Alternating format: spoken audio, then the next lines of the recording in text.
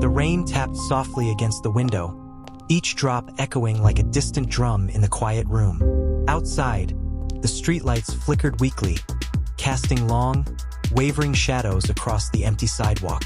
It was the kind of night that felt suspended in time, where even the simplest creaks and whispers seemed amplified, as if the darkness itself were holding its breath, waiting for something to happen. You, the listener, are sitting there, perhaps in your own room, the glow of a screen your only companion. But tonight, that comfort is fragile. Tonight, the ordinary world feels different. Imagine walking alone down a dimly lit street, the familiar landmarks now distorted by shadows and rain. Your footsteps echo back at you, irregular, almost mimicking a presence you can't quite see. At first, it's subtle, a shape that seems to move just beyond the corner of your eye, a shadow that lingers a moment too long. You tell yourself it's nothing, just your imagination. But the feeling gnaws at you, a quiet warning that grows louder with each step. There's someone out there watching, studying, waiting. The air smells faintly of wet asphalt and something metallic, almost imperceptible, yet undeniably there. The wind picks up, rustling leaves across the street, and for a brief moment, you think you hear footsteps behind you. You stop. The world seems to pause, and so does your heartbeat, heavy in your chest, loud enough that it drowns out everything else. No one is there, or maybe there is, just out of sight. Your mind races through possibilities, each one darker than the last, and you can't shake the feeling that someone knows exactly where you are, exactly what you're doing, even now. Stories like these are not just stories. They are warnings. They are glimpses into the kind of fear that creeps into the corners of everyday life, turning the mundane into the terrifying. Tonight, we will explore 16 such stories, true tales of obsession, terror, and the chilling reality of being stalked. You might think you are safe, that your own routines, your home, your city are secure. But as you will hear, danger often hides in plain sight, and the people who should be strangers can become the most intimate threats. Let's begin with the first story. Picture a young woman walking home after a long shift, tired but trying to keep her mind off the stress of the day. She clutches her bag a little tighter, ears straining for any sound. The streetlights flicker overhead as she passes an empty playground, swings swaying gently in the wind, creaking with a rhythm that feels almost like a warning. Somewhere nearby, a figure watches, blending into the shadows, waiting for the right moment. Every turn, every glance over the shoulder sends a spike of anxiety through her chest. Her instincts scream at her, yet reason tells her it's probably nothing. But you, sitting in your own safe space, know better. You know the tension is only beginning. Even as she approaches her apartment, the feeling doesn't leave her. A note slides silently under her door, a seemingly innocuous message, but the handwriting is unfamiliar, almost deliberate. There's no name, no explanation, only a promise that she can't ignore. That's the first taste of the horror we'll explore tonight. The invasion of space, the subtle manipulation, the way a stalker can turn ordinary life into a waking nightmare. And so, as you listen, keep in mind the small details. The flicker of a shadow, the distant footsteps, the soft hum of a light bulb overhead. They are the clues that reality is not always what it seems. The world is full of stories like these, and tonight, we will uncover them one by one, each more chilling than the last. By the end, you may find yourself checking your own surroundings, wondering if the quiet room you sit in is truly empty, or if unseen eyes are watching, just beyond your perception. This is the beginning. The night is dark, the rain continues to fall, and the shadows grow longer. The stories we will share are not for the faint of heart, but for those who dare to listen. The fear is real, palpable, and unforgettable. And now we step into the first story, the story of a woman who thought she was alone, but was never truly safe. She had finished her shift hours ago, but the city streets still hummed with faint activity. The occasional car passing, distant music spilling from a closed club, a dog barking somewhere far off. Exhausted, she wrapped her coat tighter around herself and began the walk home, the rhythmic tap of her boots on wet pavement keeping her mind occupied. At first, she felt a comforting solitude, a rare moment alone after a long day. But as she moved farther from the bustling main street, the comfort began to fade. Streetlights flickered above, casting irregular shadows that seemed to dance and stretch with an almost unnatural intention. Her pulse quickened when she noticed it. A dark figure across the street, partially hidden in the shadows of a closed storefront. She told herself it was nothing, just another late-night walker or someone heading home. Yet instinctively, she felt eyes on her. She quickened her pace, telling herself it was silly to worry. But the footsteps echoed behind her too, quiet, deliberate, in sync with her own.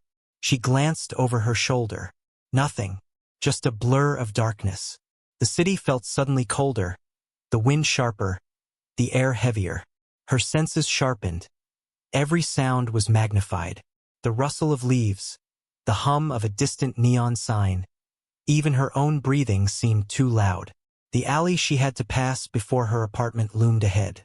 Shadows pooled around the corners of stacked dumpsters, and the flickering light cast elongated shapes that played tricks on her mind. She tried to focus on ordinary details. The chipped paint of a lamppost, the graffiti on the wall, the puddle reflecting the orange streetlight. But she couldn't shake the feeling that someone was there, just beyond her vision, perfectly still, patiently waiting. Her heart hammered so loudly she feared it would give her away, and yet she moved forward, forcing herself to act normal. Halfway through the alley, a metallic clink rang out behind her. She froze, listening. Another sound followed, a faint shuffling, soft but deliberate. She dared not look back. Her breathing became shallow, rapid, as though inhaling too quickly would alert whatever was there. A shadow shifted across the alley wall, fast, but out of the corner of her eye only. Panic surged. She started walking faster, each step echoing unnaturally loud, her ears straining for every sound behind her. The figure seemed to move in tandem, always a step behind, never approaching directly, never fully revealing itself. When she emerged from the alley onto her street, relief washed over her, brief and shallow. She thought she had left the danger behind, that the city had returned to its usual rhythm. But as she approached her apartment building, a small envelope lay at her feet, partially hidden under the flickering light. She bent to pick it up, hands trembling. The handwriting was unfamiliar, jagged, almost too deliberate. No name, no message beyond 3 simple words, "I see you." Her chest tightened. The alley, the footsteps, the shadow. It wasn't her imagination. It had followed her. It had waited. And now it knew her home. Inside her apartment, she locked the door behind her and pressed herself against it, listening. The faint hum of the heater, the dripping faucet, even the distant traffic. Every sound was magnified. Every silence was threatening. She checked the windows. Nothing visible. Yet she couldn't shake the feeling that eyes were on her, studying her patterns, learning her routines. Every flicker of light, every movement outside the window, made her flinch. She realized, with a sinking horror, that safety was an illusion. The city was full of strangers, yes, but sometimes strangers knew far too much about you. That night, sleep was impossible. Every sound, a car door, the creak of the floorboards, a passing siren, was a potential threat. Her phone pinged once, a notification from an unknown number. She didn't check it. Her hands shook at the thought of another message from the person who had followed her home. She felt trapped, vulnerable in a space that had always been her refuge. The shadows of the alley, the cold metallic clink, the note, they all combined into a single, terrifying truth. Someone had chosen her, and they were relentless. By the next morning, she forced herself to leave the apartment, but the fear lingered, a constant pressure at the base of her neck. Every passerby on the street, every car that slowed as she walked, made her stomach tighten with dread. Even the familiar seemed strange now. She knew she couldn't undo the encounter. She couldn't erase the sense of being watched. The memory of the figure lurking in the alley, patient and silent, would haunt her for weeks, months, maybe longer. And yet, for all her terror, she carried on. She left her apartment, returned to work, continued life as best she could, but the shadow of the stalker lingered. Every door she closed, every step she took, every glance over her shoulder reminded her that safety is never guaranteed. The encounter had begun on a rainy night, in a quiet alley, but its echoes would follow her forever. She learned, in that moment, that terror does not always roar. It sometimes whispers, waits, and watches from the corners where light does not reach. By the time she finally reached her workplace the next day, the fear had transformed into a quiet vigilance. The city, once comforting and familiar, had become a maze of shadows and potential threats. The lesson was terrifyingly clear. Sometimes, the things that seem harmless, the fleeting glimpses of movement in the corner of your eye, are the beginnings of something much darker. And this was only the first story. The city is full of watchers, and not all of them are harmless. She had always felt safest in her small dorm room, a space that smelled faintly of old books and coffee, walls plastered with posters that reminded her of better, lighter days. That sense of security shattered the moment she began noticing the small things. Items slightly out of place, the faint scratching on her doorframe, and the feeling that someone was lingering just outside her vision. At first, she told herself it was her imagination, a side effect of staying up too late studying or the stress of exams. But the unease refused to fade, growing like a shadow at the edges of her life. Her dorm hallway was dimly lit, the fluorescent lights buzzing softly, casting long, jittering shadows that danced across the cracked linoleum floor. She walked to her room one evening, keys in hand, and froze. There, across the hallway, a dark figure stood perfectly still, blending into the shadows like it was part of the wall. Her heart leapt, and for a split second, she thought it might just be another student returning late. But the figure did not move, did not respond, and when she blinked, it was gone. She told herself again it was nothing, yet the feeling of being watched persisted, gnawing at the edges of her mind. Days passed, and the incidents became harder to ignore. Notes appeared under her door, short, cryptic phrases that made her stomach churn. "I'm always here," or "I know what you did today." She never saw the person delivering them, only the traces of their presence. A shadow across the hallway, a faint movement reflected in her window. Every time she stepped out of her room, the hairs on the back of her neck bristled. Her once familiar dorm now felt alien. Every corner a potential hiding place for the unknown observer. Even routine activities became exercises in paranoia. She would check the mirrors in the bathroom repeatedly, glance over her shoulder as she walked to the laundry room, and startle at every unexpected noise. The creak of floorboards, the clatter of a dropped book, the distant hum of an air vent, all became amplified, transformed into potential warnings of imminent danger. Her mind, once calm and analytical, became a prison of constant fear, scanning for threats that may or may not exist. One night, as rain streaked down the window and the city beyond the campus glimmered under streetlights, she thought she had a moment of respite. Her roommate was away, the dorm silent except for the soft tapping of rain against the glass. She settled in with a book, trying to immerse herself in another world, to escape the relentless tension of her own reality. But the quiet was deceiving. She caught movement in the corner of her eye, a shadow slipping past her doorway, and her chest constricted with panic. Her pulse hammered in her ears, and for a moment, she froze, paralyzed by the thought that someone was in the room with her. The stalker never approached directly, never made a sound or left fingerprints. Instead, the horror was in the anticipation, the invisible presence that followed her every move, patient, silent, omnipresent. She realized that the terror wasn't in what was happening in front of her, but in what could happen at any moment. Every step she took outside her room was measured, calculated, a dance of caution. Every glance over her shoulder was a test, a desperate search for reassurance that she was alone. But reassurance never came. Sleep, when it finally came, was restless and shallow. Dreams were invaded by shadows, faceless figures, and the sensation of breath on the back of her neck. She woke multiple times, listening to the silence, wondering if she would find the figure waiting in her doorway. Each morning, She felt exhausted yet vigilant, carrying a heavy weight of anxiety that followed her through the day. Her friends noticed subtle changes. She flinched at unexpected touches, jumped at noises, and often retreated to her room without explanation. She couldn't tell them the truth. The words sounded absurd even to her, and the stalker's threat, though never fully revealed, made the thought of discussing it terrifying. Weeks passed, and the tension reached a breaking point. One evening, she returned to her dorm to find her door slightly ajar. Her heart dropped to her stomach. She froze in the hallway, listening. Nothing. Slowly, carefully, she pushed the door open and entered. The room appeared unchanged, yet the sense of violation was overwhelming. On her desk lay another note, this one chillingly specific. I know what you did in the library yesterday. I saw everything. Her stomach turned. Her routines, her private moments, even the mundane act of studying were being monitored.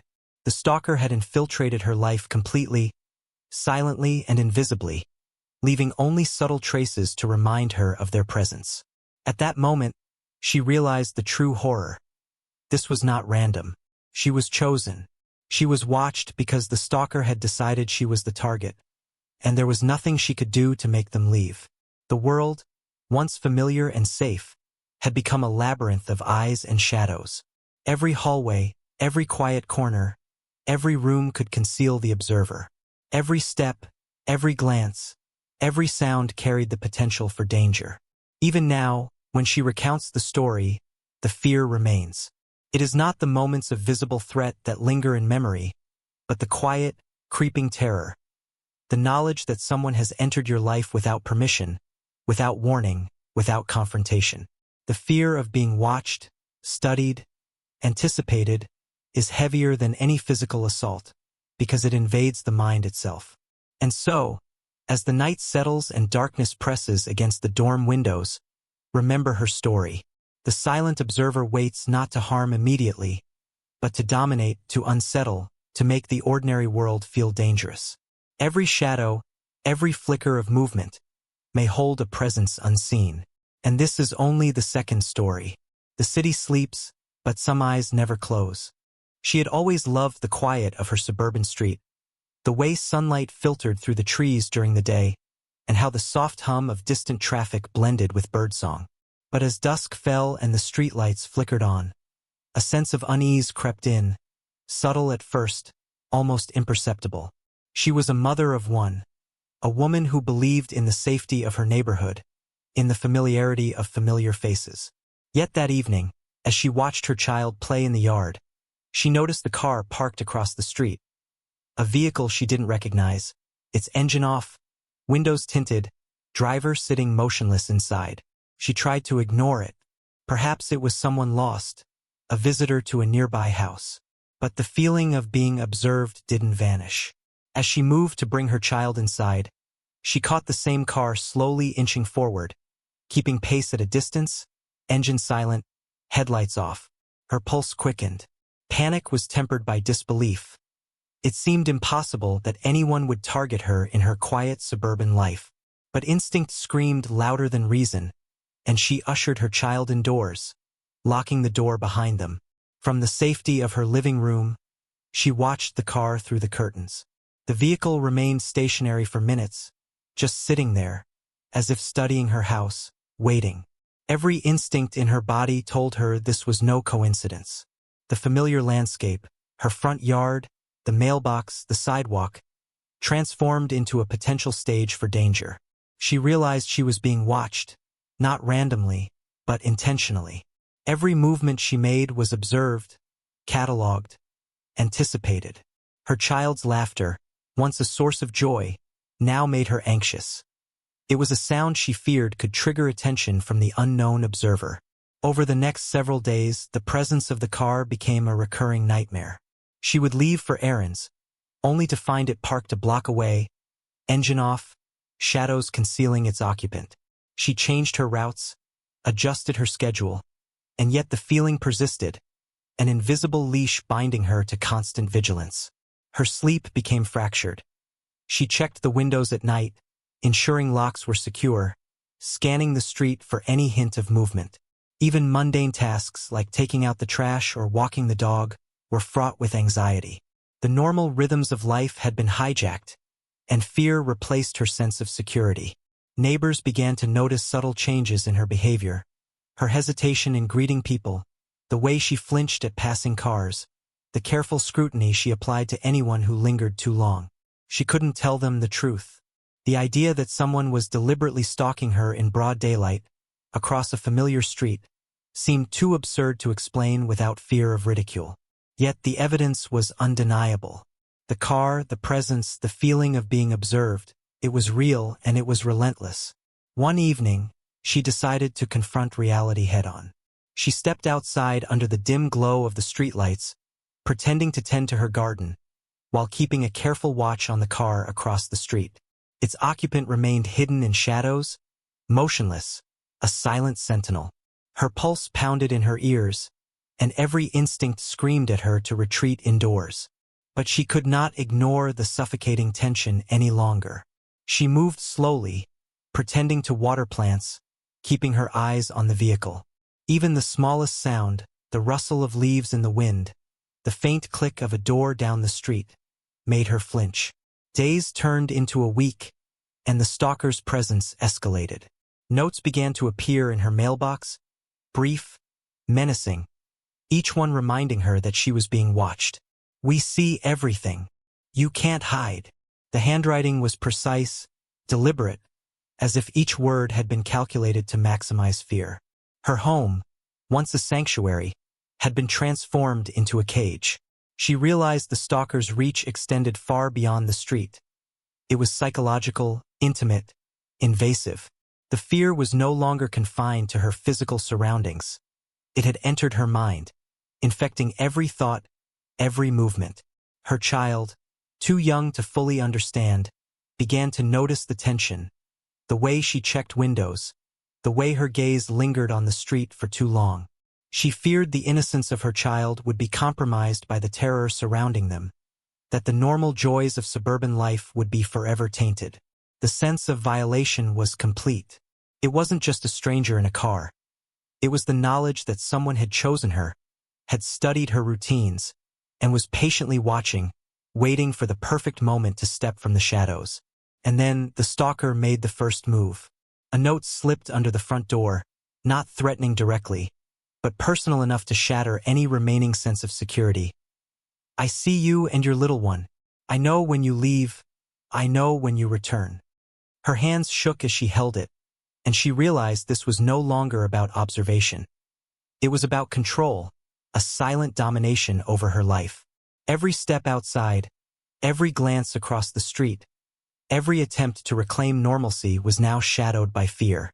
The world she thought she knew, her home, her street, her neighborhood, had been corrupted by the presence of a single relentless observer.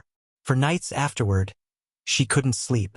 The car would sometimes appear in the distance, engine off, lurking like a predator waiting for her attention. She felt trapped in a nightmare that had no clear beginning or end.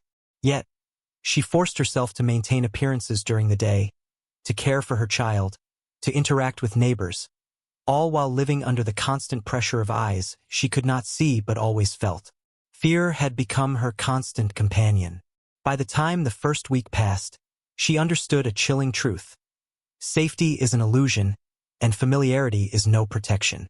The stalker had transformed her environment, her routines, even her sense of identity into a tense landscape of dread. Every movement, every sound, every glance across the street became a potential threat. And while the city outside her quiet suburban street went about its business, her world had been reduced to a single terrifying fact. Someone was watching her, persistently, deliberately, and there was no escaping the shadow cast across her life. The streetlights flickered once more, and the car waited silently across the street. She glanced out the window, heart racing, knowing she could do nothing but endure the relentless, oppressive presence. The terror was quiet, patient, invisible, but it was real. And this was only the third story. Somewhere across the city, other shadows wait, patient and silent, reminding us all that sometimes the people closest to home are the ones who watch the most carefully. He had always been confident online, a tech-savvy young man who believed the digital world was safe, or at least predictable. Social media was a space to connect, chat, and occasionally flirt, but he never imagined it could become the source of terror in his real life. It started subtly, a friend request from someone unfamiliar, a few comments that seemed harmless at first. But soon, the messages grew more persistent, more invasive, crossing lines that made his skin crawl. At first, he ignored them, telling himself it was just another annoying online user. But the line between online interaction and reality began to blur. Late one night, sitting alone in his apartment, the glow of the laptop cast pale light across his face. Notifications popped up constantly, each one a reminder that someone was paying attention, someone who knew his habits, his routines, even the times he was most vulnerable. At first, the messages were cryptic. "I see you working late again. You shouldn't be alone right now." A chill ran down his spine. He tried to convince himself it was coincidence, that someone was merely observing him online. But the fear was visceral, gnawing at the edges of his mind. Then came the first real intrusion. He returned home one evening to find his apartment door slightly ajar, just enough to make him stop dead in the hallway. The place appeared untouched, almost deliberately staged to unsettle him. But his instincts screamed at him. It was no coincidence. His sense of control, always so strong, was slipping away. He began noticing small signs. Objects slightly moved, windows unlocked, the faint scent of someone else lingering in the air. Panic replaced confidence, and the once familiar apartment became a labyrinth of fear. Every sound amplified in his heightened state of alert. The hum of the refrigerator, the distant rumble of traffic, the faint creak of the ceiling, all became potential warnings. He began checking locks multiple times, keeping lights on at odd hours, and avoiding routines that once felt natural. Even stepping outside felt dangerous. The streets were suddenly unpredictable, full of faces that might conceal someone he had only ever known online. The terror wasn't just physical, it was psychological, invasive, and relentless. One night, he received a message that changed everything. "I'm outside." At first, he thought it was a cruel joke, someone pretending to be bold. But a glance out the window confirmed his worst fears. A figure, dark and unmoving, stood across the street, perfectly still, eyes seemingly locked on his apartment. The realization hit him with paralyzing force. The stalker had transitioned from the digital space into the real world. What had once been confined to screens and keyboards had now crossed into his reality. The following days were a nightmare of constant vigilance. He couldn't leave the apartment without checking for the figure across the street. Friends called, trying to maintain normalcy, but he found it impossible to explain the invisible pressure, the constant sense of being watched. Even mundane activities like taking out the trash or grabbing groceries were infused with anxiety. Every noise outside, every shadow flickering past a window, felt like confirmation that the stalker was always nearby. The digital harassment had become a living, breathing nightmare in the physical world. Sleep offered no relief. Dreams were invaded by faceless figures, glowing screens, and the sense that someone was observing him from every corner of the apartment. He woke in cold sweats, heart racing, convinced the stalker was near, maybe even watching him at that very moment. Every notification, every knock on the door, every creak of the floorboard became a potential threat. His life, once so structured and safe, had become a minefield of anticipation and fear. The stalker escalated further. Notes appeared, left in places that he frequently visited, messages that referenced details of his day, knowledge that should have been impossible for a stranger to know. "I saw you at the cafe yesterday. You didn't notice me, but I was there." The invasion was total. The online world, once a place of social connection, had merged with reality, erasing boundaries and replacing safety with dread. He felt trapped in his own home, isolated by the omnipresent gaze of someone who knew him intimately but remained invisible. Even attempts to involve authorities felt inadequate. They could trace messages, monitor accounts, perhaps warn him, but they could not remove the sense of vulnerability, the crushing knowledge that someone had decided to enter his life, observe him, and manipulate him from afar. The stalker's power lay not in physical confrontation, but in psychological domination, the ability to unsettle, unnerve, and control from a distance, leaving him constantly anxious and unable to predict the next move. By the end of that week, he had transformed from confident and tech-savvy to hyper-alert and cautious. The apartment, the streets, even his own routines had become obstacles in a game he did not understand and could not win.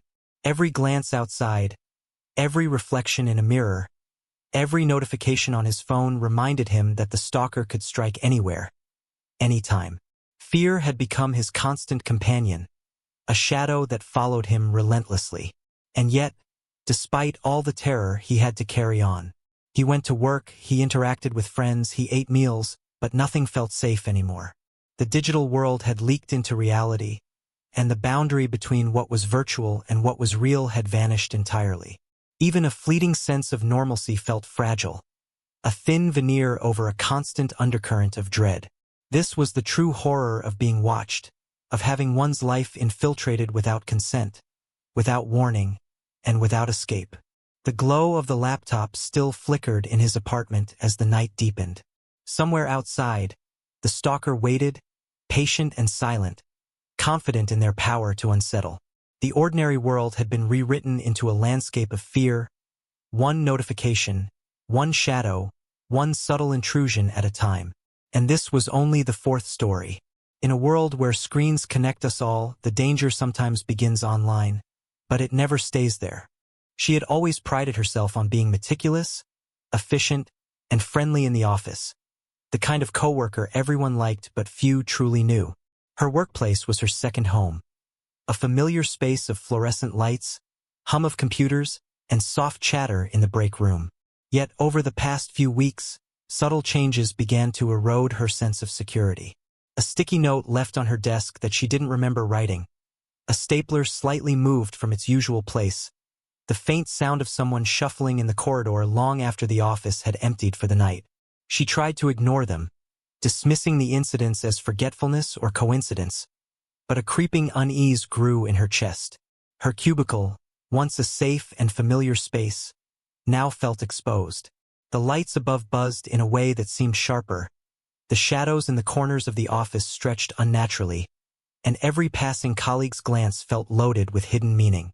She began double-checking locks, monitoring the entrances, and timing the footsteps in the hall, an obsessive vigilance that drained her energy but offered a faint illusion of control. It wasn't long before she realized the incidents weren't random. Someone was paying attention to her, meticulously following her movements. The first overt sign came one evening when she stayed late to finish a report. The office was silent except for the steady hum of the air conditioning and the rhythmic tapping of her keyboard. Then she heard it, a soft whisper, a shadow shifting just beyond the perimeter of her cubicle. Her stomach knotted as she looked up. Nothing. Yet the presence was undeniable, a silent weight pressing down from the corner of her vision. Panic surged, and she forced herself to focus on the report, though every nerve in her body screamed that she was not alone. The stalker's tactics were subtle, calculated to unnerve rather than confront directly. Files rearranged, personal belongings slightly displaced, cryptic messages typed into shared office documents. Small, almost imperceptible acts that sent her anxiety spiraling. Each instance made her question her own memory, her own perception, until she couldn't trust what she saw or felt. Even mundane actions like reaching for a pen or heading to the restroom became exercises in hypervigilance. Every shadow could conceal someone, every footstep could be a signal, every reflection in a glass panel a potential observation. The psychological toll grew rapidly. She began avoiding the office when possible, leaving early, arriving late, trying to minimize contact with the observer. Her colleagues noticed the changes, how she flinched at sudden movements, how her eyes darted nervously, how she occasionally froze mid-conversation as if listening for something they couldn't hear. She wanted to confide in someone to make sense of the terror, but the stalker's control extended into her perception. How could she explain an unseen watcher, a person manipulating her reality from the shadows, without sounding paranoid or irrational. The turning point came one Friday night. She was alone, finishing up a presentation due Monday. The office was dark, empty, silent but for the soft hum of computers left on standby. As she glanced toward the corridor, she caught a movement, a fleeting shadow crossing the glass walls of a neighboring office. Her heart jumped into her throat. The rational part of her mind whispered that it could be nothing, but instinct screamed danger. She packed her bag quickly, not daring to look back as she stepped into the hall. The silence was oppressive, thick and suffocating, broken only by the faint sound of her own footsteps echoing off the walls. Outside the office building, the night air felt almost surreal in its ordinary calm. She glanced back at the darkened windows, half expecting to see a figure watching, waiting. And then she noticed it. A sticky note stuck to the entrance door, simple handwriting, but unmistakably deliberate. "We notice everything." Fear constricted her chest. It wasn't just observation. It was control. The stalker had invaded her sanctuary, her workplace, her life, and was now dictating her sense of reality, her routines, her peace of mind. She tried to reclaim normalcy, but the presence lingered. Every return to the office was a calculated maneuver, every interaction with coworkers colored by vigilance. Even at home, the anxiety persisted. Emails, phone notifications, any digital trace became suspect.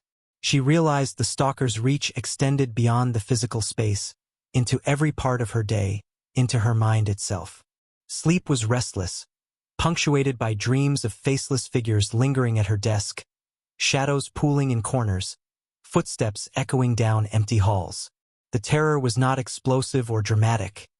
It was subtle, constant, invasive, and utterly consuming. Friends urged her to take action, but even authorities could offer only partial relief. Surveillance cameras could be monitored, accounts checked, messages traced, but the psychological pressure, the unseen presence, could not be undone. The stalker's power lay not in confrontation but in domination, turning her everyday environment into a landscape of fear. Every moment of ordinary life became an exercise in anticipation, each second weighed with the possibility of discovery or intrusion.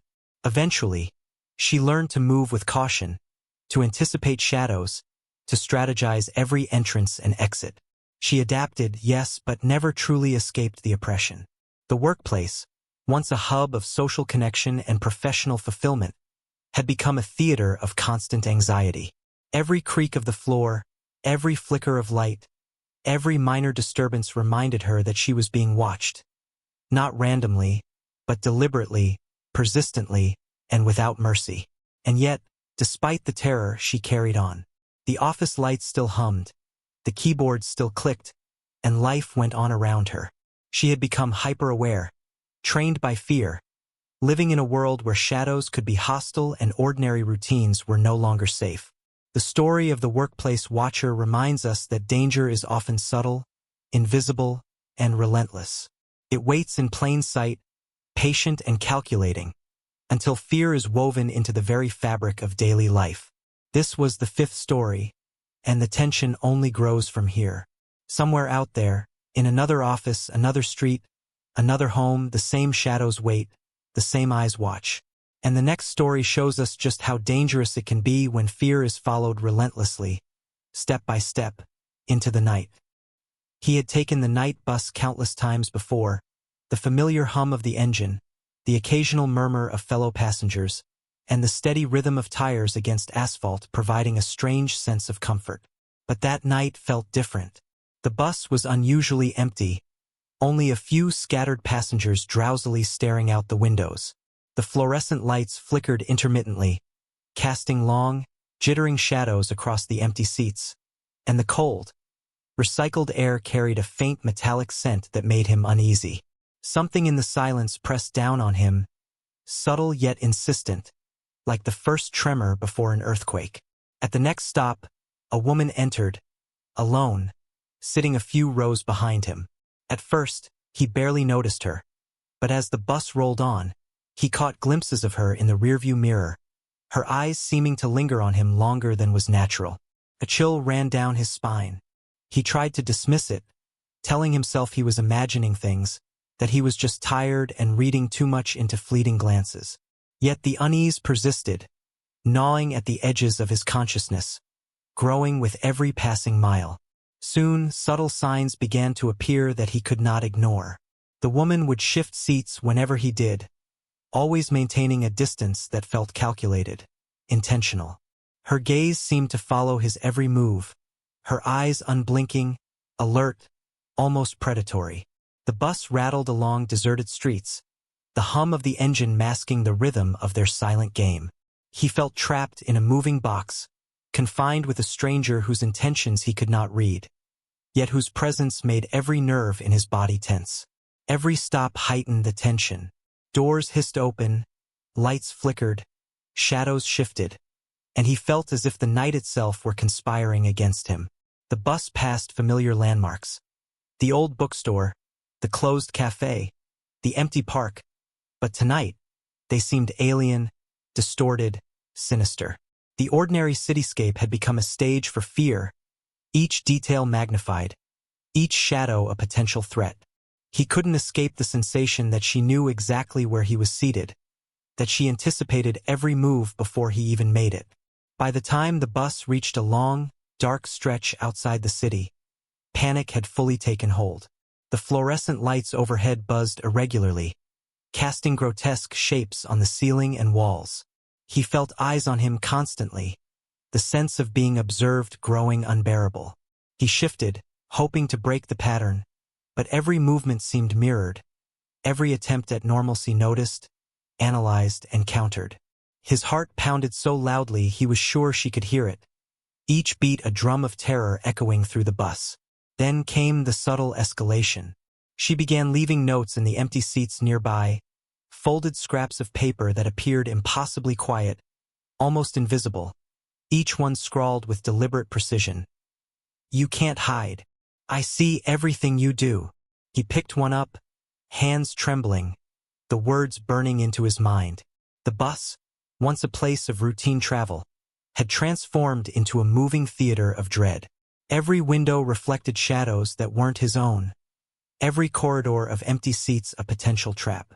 The realization that someone had studied him, anticipated him, and invaded his personal space sent shivers through his entire body. The psychological terror mounted as he tried to maintain control. Each stop became a test of nerves, every passerby a potential participant in the stalking. The bus continued its lonely route, the night pressing against the windows, isolating him further. The city outside seemed distant, a separate world that offered no comfort. He felt completely exposed, utterly vulnerable, and the anonymity of the moving vehicle only intensified the terror. The stalker, patient and calculating, controlled the pace, the distance, the environment itself, turning a routine journey into a living nightmare. By the time he reached his stop, he was trembling, sweating, and barely able to breathe. The woman remained silent, her gaze unwavering, her presence oppressive. As he stepped off the bus, the cold night air did little to soothe his frayed nerves. The bus doors closed behind him with a hiss, leaving him in a strange, eerie quiet that felt heavier than any crowded space. He glanced back, expecting to see her, but the empty bus reflected nothing, only the dim glow of interior lights flickering in rhythm with his racing heartbeat. Even after leaving the bus behind, the sense of being watched lingered. Each familiar route, each night journey thereafter, carried the shadow of her presence. He couldn't shake the feeling that she, or someone like her, was always nearby, studying patterns, learning routines, waiting for the perfect moment. Sleep became restless, filled with fleeting shadows, unidentifiable sounds, and the chilling sensation of eyes following him wherever he went. What had started as a simple commute had become an enduring psychological nightmare, a reminder that danger can appear even in the most mundane places, and the ordinary can become terrifying when observed with intent. The night bus, a vessel of routine and anonymity, had transformed into a moving stage of fear, where the ordinary became sinister, and every seat, every reflection, every fleeting glance carried the possibility of danger. This was the sixth story, a stark reminder that even in spaces designed for movement, connection, or convenience, shadows wait, eyes watch, and terror can ride alongside you in silence, patient, invisible, and unyielding. She had always cherished her apartment, a compact sanctuary above the hum of the city, filled with sunlight during the day and soft golden light in the evenings. The space felt safe, a personal retreat from the chaos of life outside. But over the past month, subtle disturbances had begun to erode that sense of security. Doors slightly ajar when she was sure she'd locked them, the faint smell of cologne she did not own, and small objects out of place. All subtle, almost imperceptible intrusions. At first, she dismissed them as forgetfulness or the occasional visitor leaving in a hurry. But the creeping unease refused to go away, growing with each passing day until it became unbearable. Her evenings, once filled with the gentle hum of music and the comforting glow of lamps, now carried an underlying tension. Shadows seemed to stretch unnaturally across the walls, flickering with the rhythm of passing cars outside. Every creak of the building, the pipes, the floorboards, the faint whine of the elevator, felt amplified, deliberate. She began locking doors multiple times, checking windows repeatedly, and peering through the peephole to ensure no one lingered in the hallway. The apartment, her sanctuary, had become a stage of uncertainty, a place where every detail carried the potential for danger. The first undeniable sign of intrusion came late one night.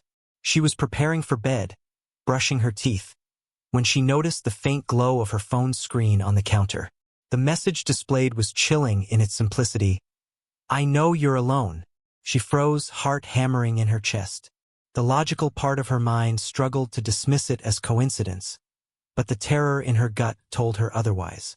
Someone had entered her private space, observed her routines, and left proof of their presence.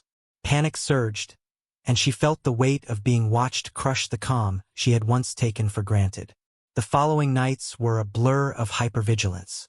She checked doors, windows, and locks countless times, yet every sound outside, a distant siren, the hum of the refrigerator, a neighbor's footsteps, felt threatening.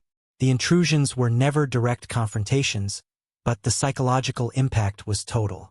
Objects moved subtly, notes appeared in places she frequently visited, and the sense of being observed pervaded every action. Even mundane tasks, like preparing dinner or taking out the trash, became exercises in careful attention, each step weighed with anxiety.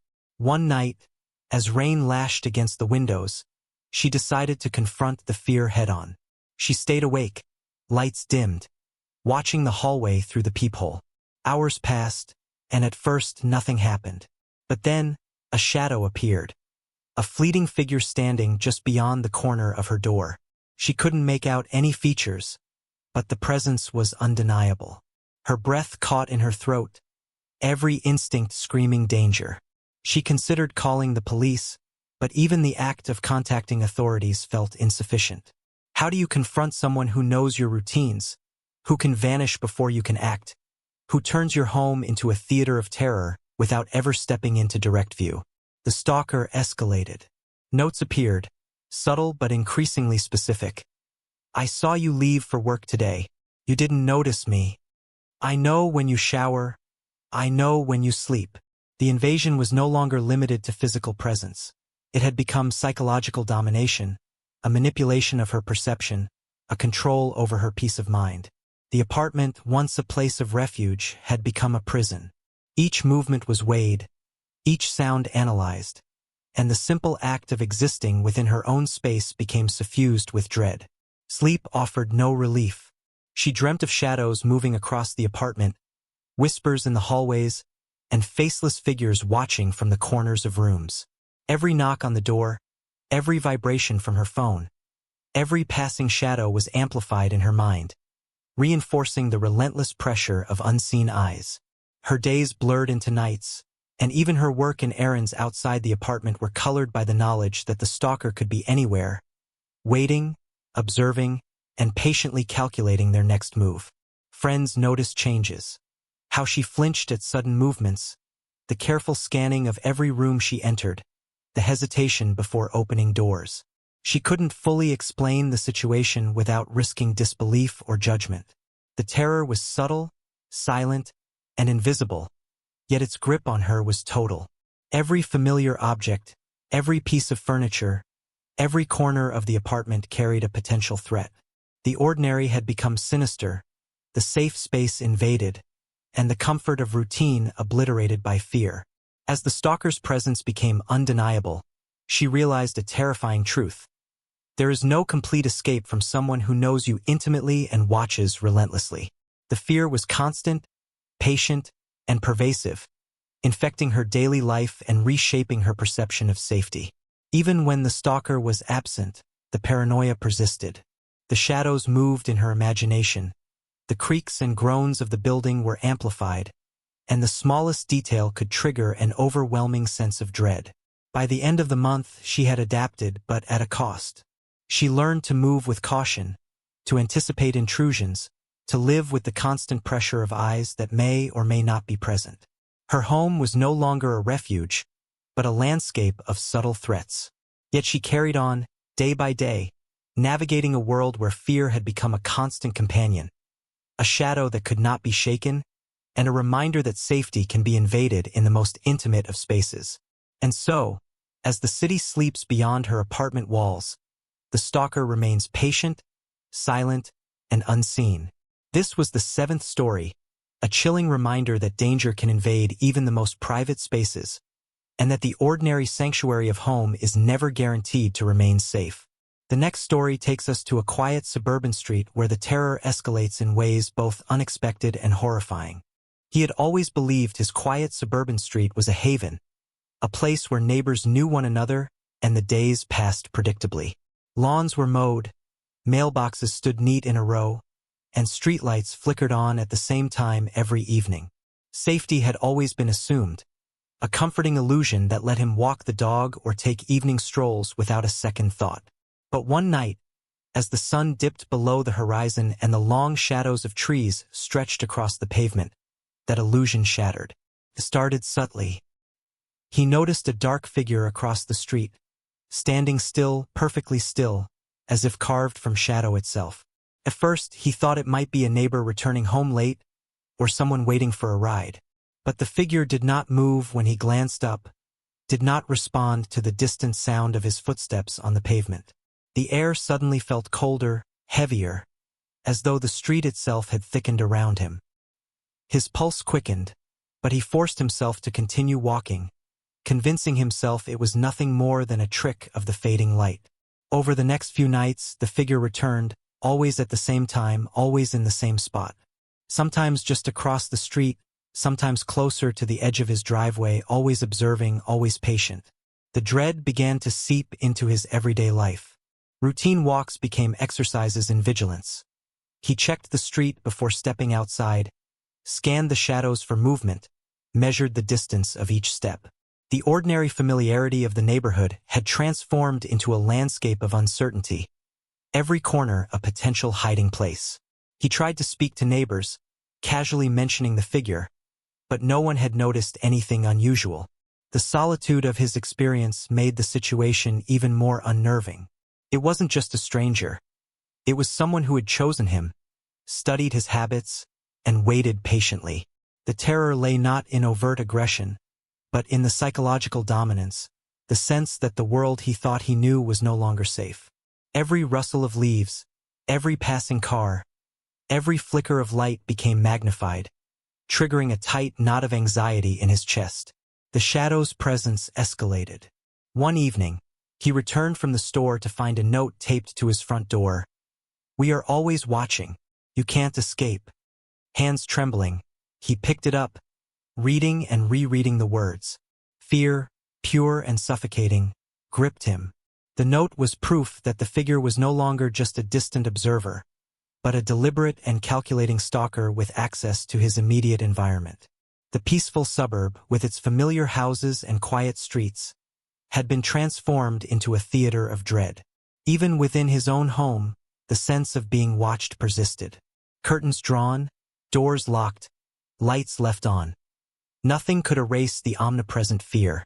Sleep became shallow and restless, invaded by dreams of faceless figures lurking in the shadows outside, waiting for the perfect moment to strike. Every noise, a creak in the floorboards, the distant bark of a dog, the shuffle of leaves, felt amplified, an omen of imminent danger. His home, his street, his life had been infiltrated without warning, leaving him in a state of constant hyper-awareness. The stalker's strategy was patient and calculated. The figure never approached directly, never made threats in person. Instead, the terror came from anticipation, from the psychological pressure of knowing someone had studied him, followed him, and was prepared to act if necessary. The ordinary world, his home, his walks, even the comforting familiarity of neighbors, had been poisoned by the persistent presence of a silent, shadowy watcher. Desperation grew alongside vigilance. He began recording his walks, checking cameras, and planning routes with caution. Every outing became a strategic exercise, every glance across the street an evaluation of potential threats. Even the most mundane activities, taking out the trash, retrieving the mail, jogging, were fraught with tension. The familiar rhythm of suburban life had been replaced by fear, calculated movement, and constant observation. Despite attempts to reclaim normalcy, the shadow remained. Its presence was patient, unyielding, and invisible when convenient. He could feel it in the periphery of his vision, a cold weight pressing down as he moved through familiar spaces. He realized the true horror. Safety is often an illusion, and familiarity does not guarantee protection. The stalker's patience was a weapon, eroding confidence and replacing it with pervasive dread. By the time the week ended, his life was measured by fear. Days and nights blended into a cycle of anxiety, observation, and calculated caution. Even as he tried to maintain normal routines, the knowledge that someone could be waiting just beyond sight cast a constant shadow over his actions. The ordinary, peaceful suburb had become a stage for relentless psychological terror, proving that sometimes danger hides in plain sight, quiet, patient, and meticulously watching. And so, as streetlights flicker and neighbors retreat indoors, remember the man who walks carefully, glancing over his shoulder at shadows that may or may not hold danger. This was the 8th story, a chilling reminder that even the most ordinary suburban streets can conceal patient, silent terror. The next story escalates the horror further, showing how a stalker can infiltrate personal spaces in ways more intimate and frightening than ever. She had always felt comfortable at the gym, a place where routines, sweat, and exertion brought a sense of control and achievement. The rhythmic clatter of weights, the hum of treadmills, and the low thump of music in the background had always been reassuring, a predictable sanctuary in a chaotic world. But that comfort began to erode when she noticed him, a man who seemed to appear wherever she went, his presence subtle but unervingly consistent. First, she thought it was coincidence. Gyms are busy places, after all, full of people moving through shared spaces. But the pattern became impossible to ignore. It started with fleeting glances from across the weight room, lingering just a moment too long, eyes following her movements with precision. The unease was subtle at first, a flicker of discomfort that she brushed aside. But then came the small intrusions. A towel placed suspiciously near her mat, a bottle of water left on the edge of her bench, both seemingly random yet unervingly intentional. She felt watched, observed, and it was more than the typical self-consciousness of a public space. Something about the way he tracked her movements was deliberate, invasive, and controlling. Her workouts became exercises in vigilance. Every time she moved between machines, she checked for him, noticed where he stood, and planned routes to avoid his gaze. Even mundane activities, stretching, adjusting weights, using the locker room, felt fraught with potential threat. The gym, once a place of empowerment, had become a theater of anxiety. Every sound, the clink of metal, the hum of treadmills, the slamming of a locker door, heightened her awareness, each vibration a reminder that he was there, silently observing, patient, calculating. Over time, the stalking escalated. He began timing his appearances, showing up during her usual sessions, waiting in corners or behind equipment so she would inevitably notice him. His attention was quiet, deliberate, and increasingly threatening. She began leaving the gym feeling exhausted not from physical exertion, but from the psychological toll of constant vigilance. The sanctuary she had cherished had been infiltrated, and fear had replaced the sense of control she once relied upon. She tried to speak with staff, casually mentioning the man, hoping for support or reassurance. But in a bustling gym, claims of persistent observation often seemed exaggerated or impossible to prove. The lack of immediate intervention intensified the dread. He had become invisible in plain sight, a shadow weaving through a crowded environment, exploiting the ordinary anonymity of shared spaces. The psychological impact was profound. Each repetition, each set, each step along the treadmill became charged with awareness and caution. One evening, she stayed late after classes to finish her routine. The gym was nearly empty, the hum of machines and fluorescent lights amplified in the eerie silence. She noticed him lurking near the doorway, distant but unmistakable. The moment she realized he had timed his presence so deliberately, the fear became tangible, almost physical, pressing against her chest like a weight. Her heart raced as she finished her exercises, acutely aware of his gaze. The gym's fluorescent lights, usually comforting, now cast elongated shadows that seemed to twist around him, making him appear larger, more threatening than he actually was. The stalker escalated further, leaving small, threatening notes on her locker. "I see you. Always. Don't think you can hide from me." Each note carried a silent menace, an intrusion into her personal space that no amount of vigilance could prevent. The gym, a public place, became a psychological trap. Even when she left and walked to her car, the fear persisted, shadowing her every step. The ordinary act of attending a familiar location had been corrupted by deliberate observation and manipulation. Her life began to revolve around avoidance and calculation. She adjusted her gym schedule, attempted alternate locations, and meticulously timed every workout. But the stalking was patient, adaptive, and unrelenting. Even the smallest lapse in attention could result in an encounter, and the ever-present dread reshaped her experience of the gym entirely. Where she once felt empowered, she now felt vulnerable, trapped in a routine that had become a source of constant anxiety. Sleep offered no solace. She dreamt of his shadowed figure, of eyes following her movements, of notes appearing in unexpected places.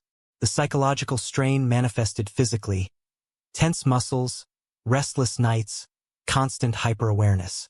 Even outside the gym, the fear lingered, an invisible tether reminding her that her sanctuary had been violated, and that someone's patience and persistence could infiltrate the spaces she once deemed safe. By the end of weeks, she adapted, surviving the daily presence with careful strategies. Yet the fear remained a constant companion. The gym, a place once filled with rhythm, motion, and accomplishment, had been transformed into a landscape of terror and anticipation. The story of the gym stalker is a stark reminder that danger often hides in familiar places, where comfort and routine can be weaponized by those who observe with patient persistence. And as the night falls and the city sleeps, the stalker's shadow lingers in gyms, offices, apartments, and streets alike, patient, silent, and always watching. This was the 9th story, a terrifying testament to the subtle power of observation and the psychological torment it can unleash in the most ordinary of spaces. The night was older now. Hours had slipped by, and the air in the store had thickened into something almost tangible. The hum of the fluorescent lights was no longer steady. It shifted in tone, low and uneven, like the breath of something alive. The silence was heavier now, pregnant with anticipation. This section begins slower, a deliberate pause that draws the listener deeper into the unfolding horror. The narrator's voice is softer, measured, as if telling a confession. They speak of the strange relationship between dread and expectation, how horror is not just in what happens but in the moments before it happens. Tonight, we meet Eliza, a night security guard who has worked in retail for 5 years. She has heard all the stories from her coworkers. Stories of strange noises, of aisles that feel different after midnight, of whispers that call your name. Eliza never believed them, until tonight. Her shift began as usual. The store was empty, aisles long and quiet under the fluorescent glare. The registers were silent, the shelves perfectly still. She patrolled slowly, flashlight sweeping across the aisles. Everything was normal. Too normal. The narrator explains how normalcy is the most dangerous part of the night. It lulls you into a false sense of safety. Then the shift happens. A sound out of place. A shadow that doesn't match the movement. Something that whispers in the dark. Eliza reached aisle 6 just after 2 a.m. The lights flickered briefly, then steadied. She paused, noticing the stillness. There was no hum here, no sound of refrigeration. Only silence. Her flashlight beam swept the aisle. The shelves were perfect, yet she felt eyes on her. She moved slowly forward. This was a silence that carried weight. The kind of silence that fills the air before something shifts. The hum of the fluorescent lights was gone, replaced by a deep, almost imperceptible vibration that seemed to come from everywhere at once. The narrator's voice returns, slower now, heavier. This section is the culmination, the closing crescendo of the entire story. It is where all the threads of fear, dread, and unease weave together into the final, lingering impression. They speak of the nature of horror itself, that it never truly ends. It simply changes form. Tonight, we meet the final witness, an unnamed employee who has worked the night shift long enough to know that some stories never fade. They call themselves the last keeper of the night. Tonight, they will tell the truth of why retail horror never truly leaves. The employee's shift began as usual. The store was empty, the aisles stretching into deep shadows under harsh fluorescent lighting. But tonight, there was an edge to the air, a certain heaviness, as if the building itself was aware. They walked slowly, methodically, checking the aisles. Every sound was magnified. Every shadow seemed alive. The narrator describes the psychology of night work, how the mind begins to slip when faced with hours of silence, repetition, and isolation. How fear creeps in not as a sudden jolt, but as a slow burn. This is the essence of true retail horror. The employee enters aisle 13. The hum of the lights dims. Their flashlight flickers. They feel the air change, colder, thicker, heavier. Somewhere deep in the aisle, a faint sound stirs. Not footsteps, not voices, something else, something older, something waiting. They move forward. The air grows heavier still. Their breath becomes visible. Every step echoes unnaturally loud. The shelves around them seem to lean closer. Shadows twist. The humming becomes a low, steady pulse. Then a whisper, soft, deliberate, calling their name. Come. Their heart pounds. They hesitate. The whisper comes again, louder, more insistent. Come. The narrator explains the final truth of retail horror. It is not about what you see, but what you feel. That certain places keep their own memory of fear, and certain hours carry a weight that cannot be shaken. Aisles remember. Walls remember. Floors remember. The employee reaches the end of aisle 13. The air grows still. The whisper stops. There is silence. Then, a creak, low and deliberate, as if someone steps just beyond their sight. They turn. Nothing. Just the endless rows of shelves, stretching into shadow. They step back. The lights flicker again. Their flashlight dies. Darkness swallows them whole. The air grew colder. Her breath was visible now, each exhale curling in the beam of her flashlight. A faint noise came from deeper in the aisle, a scraping sound, soft, but deliberate. Her heart beat faster. The narrator describes the effect. A simple noise can become terrifying when you are alone in the dark. A creak becomes a signal. A rustle becomes a warning. And here in aisle 6, that sound was both. Eliza stopped. Her flashlight flickered again. The scraping stopped. The air seemed to grow heavier. Then she heard it. A whisper, soft but clear. Eliza. Her breath caught. She spun. Nothing. Just shelves, goods, and shadows. Yet the feeling of being watched pressed down on her. She took another step, The whisper came again, closer now, repeating her name in a tone that was not human. She turned to leave, but her boots caught on something. A small bundle lay at her feet, a folded piece of clothing, damp and cold. She picked it up. It smelled faintly of iron. Her flashlight flickered violently. The bundle seemed to grow heavier in her hands. The whisper became louder, circling her. The lights dimmed further. The aisle seemed to stretch beyond the store's boundaries. Eliza backed away slowly, every nerve screaming. Her breath came in short bursts. The shadow at the far end of the aisle shifted darker, deeper. The narrator lowers their voice. In that moment, Eliza realized that some spaces keep their secrets long after the store closes. She bolted toward the exit. The sound of her own footsteps echoed strangely behind her. The door chimed softly as she stepped into the cold night. She did not look back. Long after, Eliza could still hear her name whispered softly whenever she passed aisle 6 in any store.